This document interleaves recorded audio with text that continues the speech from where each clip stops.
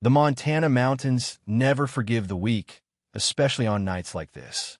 The wind howled through the crevices of the log cabin, the sound like the wailing of 1,000 souls trapped between worlds. Inside, Mason sat motionless on a worn leather armchair, the bourbon in his glass long warm but still untouched. 35 years old, yet Mason's eyes were as ancient as the moss-covered rocks outside. He was a former Navy SEAL, a fighting machine forged in the fires of combat, but now he chose to bury himself in this cold wilderness. People said he retired. Mason called it an escape. He believed he carried a curse, a bad luck charm. Anyone who got close to him met disaster. Therefore, solitude was the only safety he could offer the world. Crash! A breaking tree branch slammed against the roof, making Mason jump, his hand instinctively reaching for the Glock 19 placed on the table. His heart hammered, and cold sweat broke out despite the roaring fireplace. "It's just the wind, Mason. Just the wind," he muttered, trying to regulate his breathing.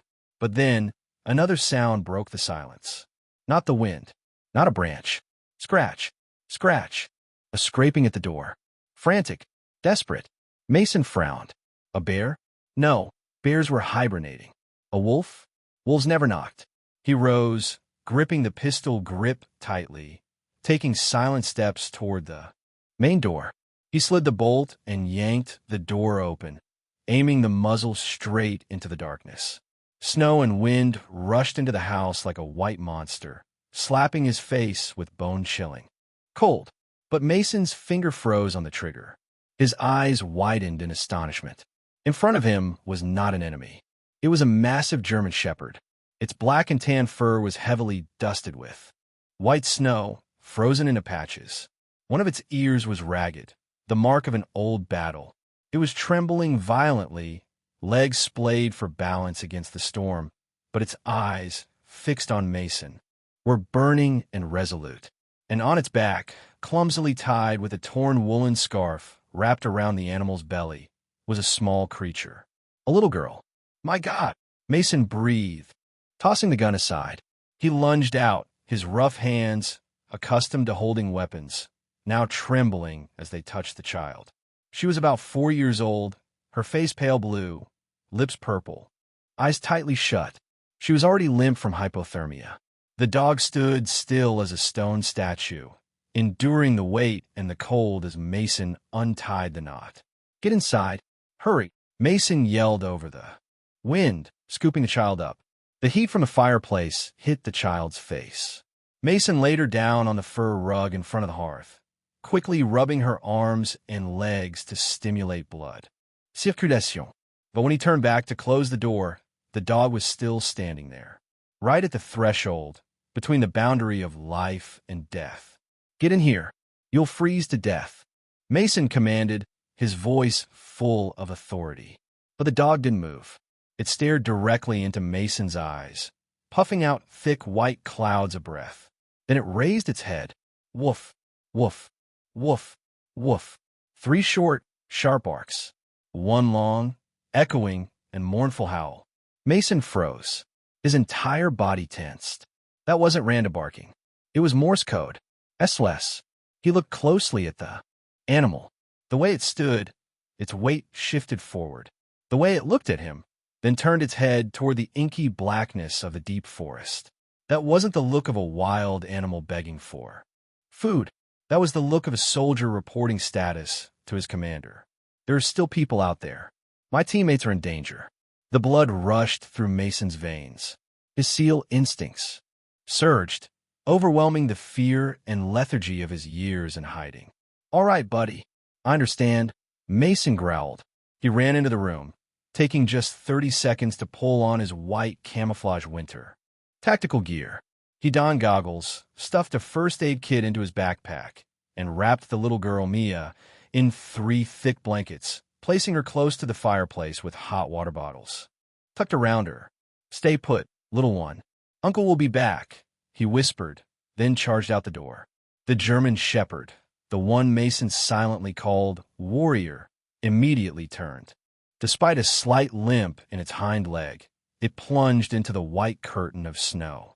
Mason followed that black tail, his tactical flashlight cutting through the night. They walked against the wind. The snow was knee-deep. Every step was a battle. The dog slipped many times, but it immediately recovered, turning back to urge Mason on with a bark. After nearly 2 miles through the forest, the dog stopped at the edge of a deep ravine. It let out a long howl. Mason shone his flashlight down. At the bottom of the gorge, about 20 meters deep, an old van lay overturned, one side crushed. It had slid off the icy road and plunged down here. Damn it! Mason slid down the slope, the snow collapsing with his every step. When he reached the bottom, he checked the driver's cabin first. The driver was slumped over the steering wheel, his pulse long gone. The blood on his forehead was frozen. Mason closed his eyes, quickly made the sign of the cross, and moved to the back of the van. The door was jammed shut. "Get back!"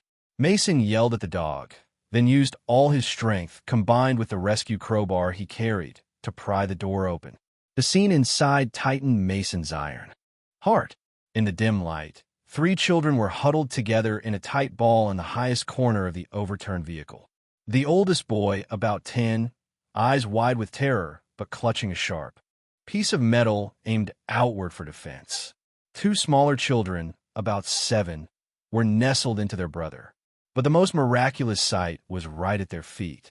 3 fluffy, plump puppies were lying, pressed against the children's legs. They were using their hot body heat to warm the little, freezing feet. The big German shepherd, Atlas, immediately jumped inside the van. It didn't whimper in pain. It immediately licked each child's face, checking the roster. The 3 puppies excitedly wagged their tails, nuzzling into Atlas's belly. "Kid." Mason removed his goggles, revealing the worried human eyes beneath. "I'm here to take you home." The oldest boy, Leo, still didn't lower the piece of metal. "Who are you?" "I'm his friend." Mason pointed toward Atlas. "He called me here." Leo looked at Atlas, then at Mason. His arms slowly dropped, the piece of metal clanging onto the cold floor of the van. The boy burst into tears. Mason had no time for comfort. He quickly used the tarp from his survival kit, turning it into a large rescue sled. He placed the 3 children and the 3 puppies on it, securing them tightly. "Hold on tight. This ride is going to be bumpy," Mason said, tying the tow rope around his waist. The journey back was pure agony. Mason had to use all his body strength to pull the heavy sled uphill. As the blizzard intensified, Atlas, though exhausted, stayed behind the sled, using his nose to gently push when Mason slipped and using his body to shield the puppies from the wind. When the faint yellow light from Mason's cabin appeared through the storm, Mason felt like he had just seen the gates of heaven. He ushered everyone inside, slamming the door shut, locking the storm. Out behind them, 1 hour later, the fire in the fireplace crackled merrily. The room was filled with the scent of pine, wood, and warmth. On the large animal skin rug in front of the hearth, a chaotic yet strangely peaceful scene unfolded. Mia had woken up, her cheeks flushed, now sleeping soundly in Leo's arms. The 7-year-old twins, Sam and Ben, were curled up beside them. The 3 puppies, bellies full of the warm milk Mason had made, were sleeping scattered around. One paw draped over Sam's stomach, another nestled under Ben's armpit. And Atlas, the old warrior, lay down right by the doorway, his head resting on his front paws, eyes half closed but his scarred ears twitching slightly with every gust of wind. Mason sat in the armchair, still drenched in sweat. He looked down at his hands that had only known how to pull triggers and inflict death. Tonight, those hands had wrestled 8 lives back from the grip of the Reaper. The wind outside still screamed, bringing back memories of bombings in Afghanistan. But for the first time in 5 years, Mason didn't feel afraid. He no longer heard the screams of the past. In the isolated log cabin, the steady breathing of the children and the soft snores of the dogs filled the empty spaces in his soul. Mason took a sip of his bourbon, but this time not to forget. He raised the glass toward Atlas. "Well done, teammate," he whispered. He knew this storm was only the beginning, and his safe solitude had just officially ended. Chapter 2. The Fire and the Silence. The cold dawn of Montana filtered through the window cracks, waking Mason not with bird song or familiar silence, but with an unprecedented chaotic reality. The blizzard outside was gone, leaving behind a world of serene white, but inside this small log cabin, another storm named children and dogs had just begun. Mason opened his eyes, his first reflex still to reach for his gun. But his hand touched a soft, warm ball of fluff nestled in his armpit. It was one of the 3 puppies. It whined softly, licking his calloused palm, its dark eyes gazing up innocently. Mason sighed, relaxing his tense muscles. He sat up, surveying the battlefield of the night before. The 4 children were still fast asleep, but the peaceful atmosphere was merely the calm before the storm. For a former Navy SEAL, field stripping an 18 Malawian Quachas rifle in the dark took less than 30 seconds. Calculating sniper coordinates or setting demolition charges were skills embedded in his blood. But standing before an old stove, with a packet of oatmeal and 4 starving mouths, Mason felt utterly defeated. All right, it's just cooking. Bois de water pour pouder stir. Piece of cake, Mason mumbled to reassure himself, holding the wooden ladle like a combat knife. But reality was more brutal than he anticipated. While Mason struggled with the overly large fire, causing the bottom of the pot to start smoking and scorching, the barracks behind him erupted. Mia, the 4-year-old, woke up and realized she was in a strange place. Not seeing her older brother, Leo, was in the restroom, she began to cry. The crying started as whimpers, then escalated into panicked wails. "Mommy! Lau! Boo-hoo-hoo!" Mia's crying was the signal for chaos. The 3 puppies, startled by the noise, began yapping and running wildly around the house. One tripped over a chair leg, another relieved itself, right on Mason's precious fur rug. Sam and Ben, the 7-year-old twins, woke up and began fighting over the only warm blanket. "Give it back. It's mine." "No, I woke up first." The cabin, once quiet as a tomb, was now as loud as a shattered marketplace. The smell of burning oatmeal was thick in the air. Crying, barking, and arguing merged into a nerve-wracking symphony. Mason whirled around, his face blackened by stove smoke, his eyes bloodshot from lack of sleep and stress. His military instinct flared up. Silence. His shout exploded like a grenade. It was filled with the authority of a field commander, sharp and terrifying. The entire room went instantly silent. Sam and Ben recoiled, dropping the blanket. The 3 puppies scurried under the table.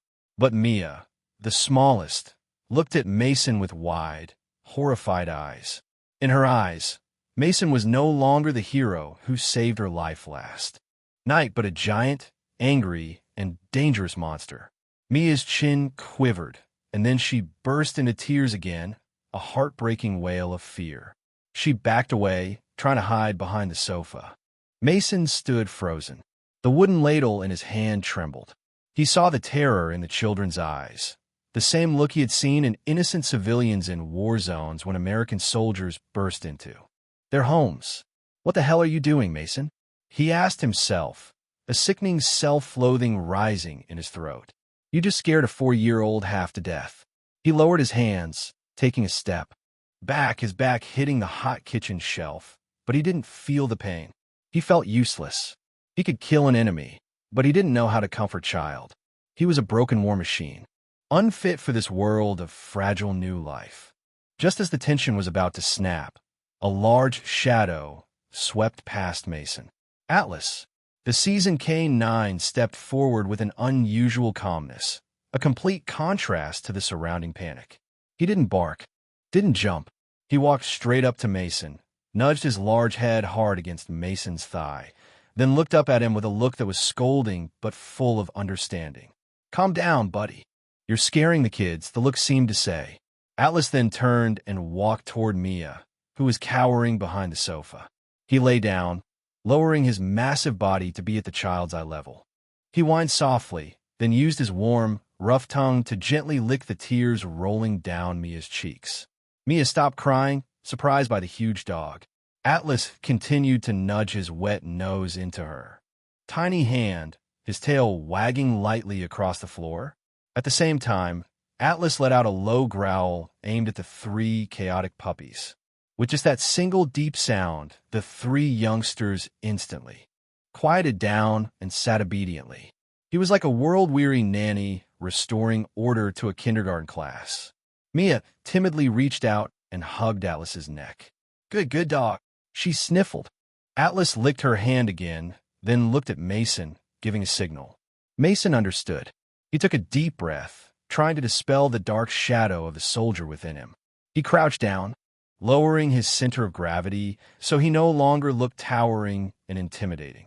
His voice dropped, clumsy but trying its best to be gentle. I'm sorry, Mason said, feeling that this apology was harder to utter than a combat casualty report. I burned breakfast. I'm not very good at this. Sam and Ben tentatively looked at him. Is it very burned? Sam asked quietly.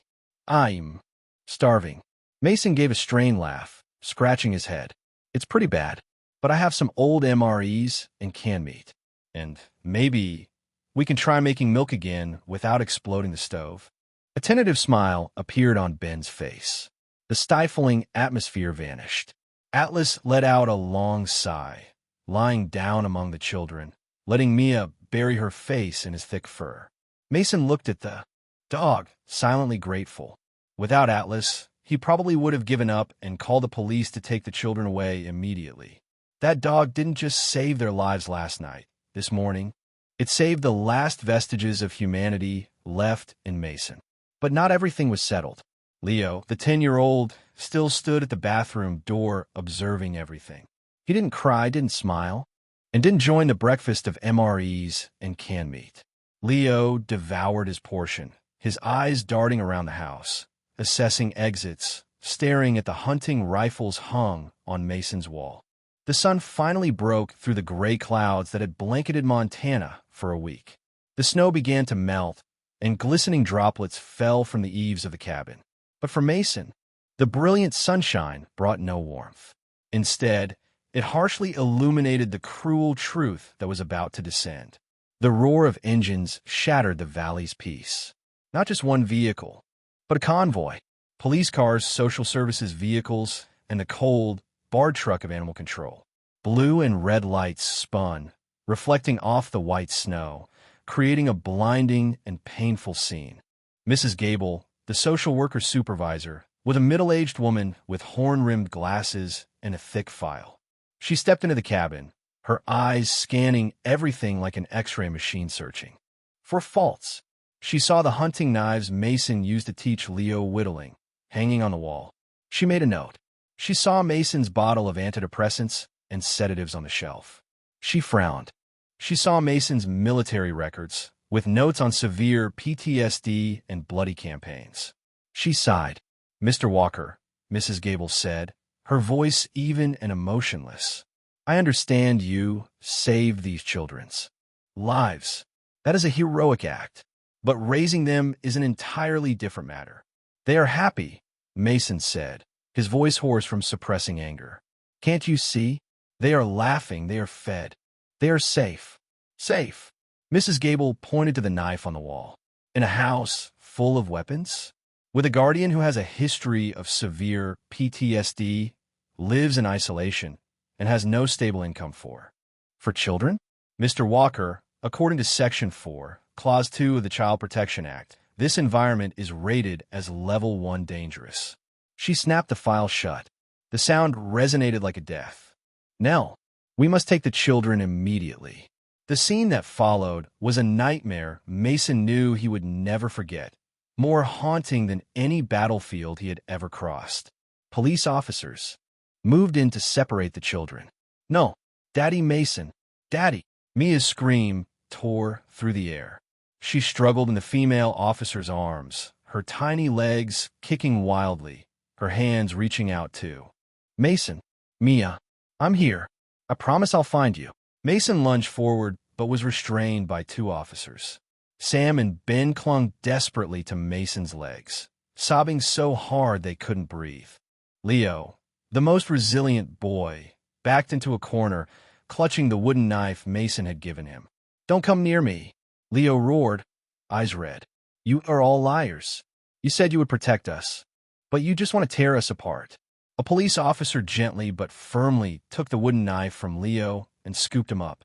The look in Leo's eyes at that moment, a look of betrayal and despair, shattered Mason's heart into 1,000 pieces. But the tragedy didn't end there. Outside in the yard, animal control officers were trying to herd Atlas and the 3 puppies into cages. The 3 small dogs fearfully huddled under the truck.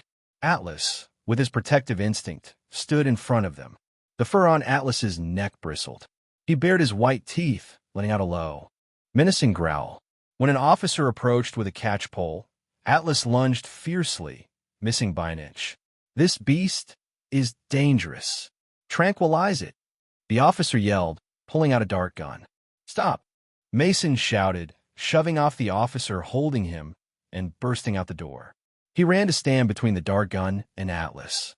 The dog was frenzied, ready to tear apart anyone who touched its family. Mason knelt down in the snow. He didn't look at the officers. He looked straight into Atlas's fiery eyes. "Atlas, warrior," Mason whispered, his voice trembling, tears welling up. "Stand down. Do you hear me? Stand down." Atlas continued to growl, but his ears drooped slightly at Mason's voice. "If you attack them, they'll kill you," Mason choked out, embracing the dog's large head, his forehead resting against its. "Please, old friend, don't give them a reason to hurt you. I'm begging you, trust me one more time." Sensing the pain and plea in Mason's breath, Atlas slowly relaxed his muscles. The growling faded, replaced by a painful, weeping moan. He licked the tears on Mason's face, then lay flat on the ground, surrendering. Animal control, quickly, slipped the loop around Atlas's neck and dragged him away. The 3 puppies were also captured and caged. The truck rolled away.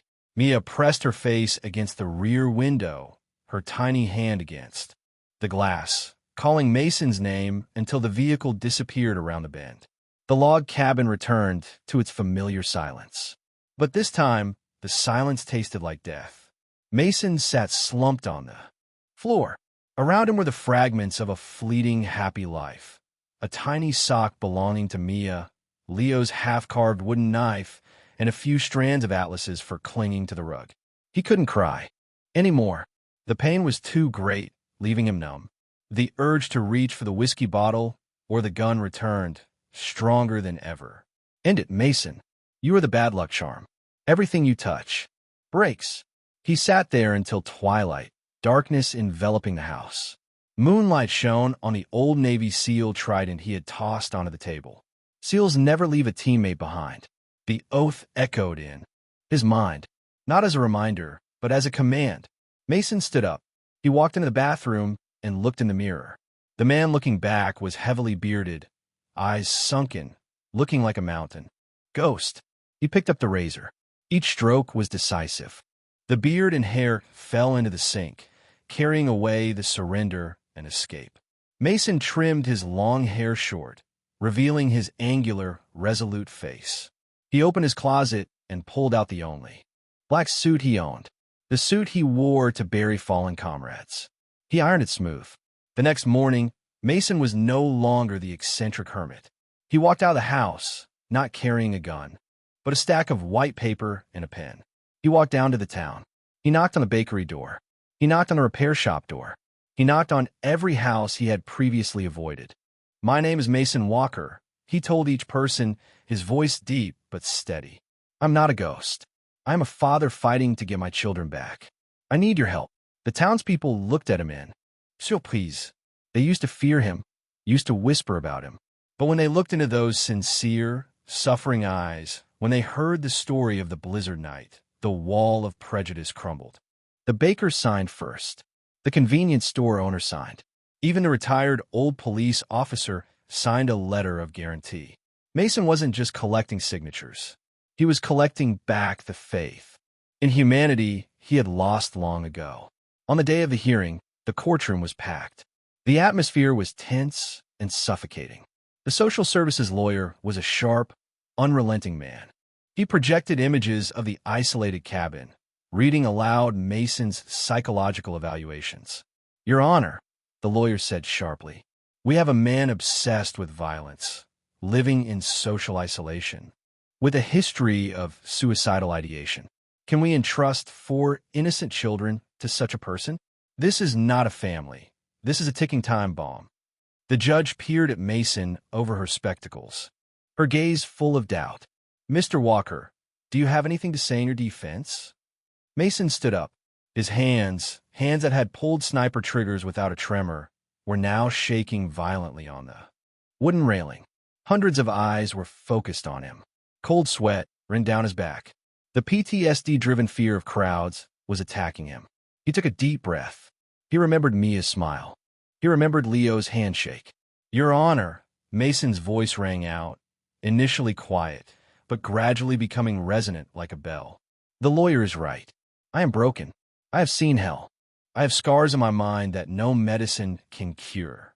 The entire courtroom was silent. For the past 5 years, I lived like a walking corpse. I pushed everyone away because I was afraid I would hurt them. I thought I didn't deserve love. Mason raised his head, looking straight into the judge's eyes. "But that night in the blizzard, those children and that dog, they pulled me out of hell. I didn't save them. They saved me. When Mia laughed, I forgot the sound of bombs. When Atlas lay at my feet, I wasn't cold anymore. When Leo trusted me, I began to trust myself." He placed his hand over his heart. "The lawyer calls it an unsafe environment. But for us, it is the only place we feel alive. I'm not asking to adopt them out of charity.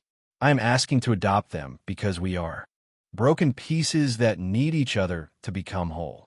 We are a team, Your Honor. You can separate a family defined by paperwork, but you cannot separate a squad that has endured a storm together." Mason finished speaking.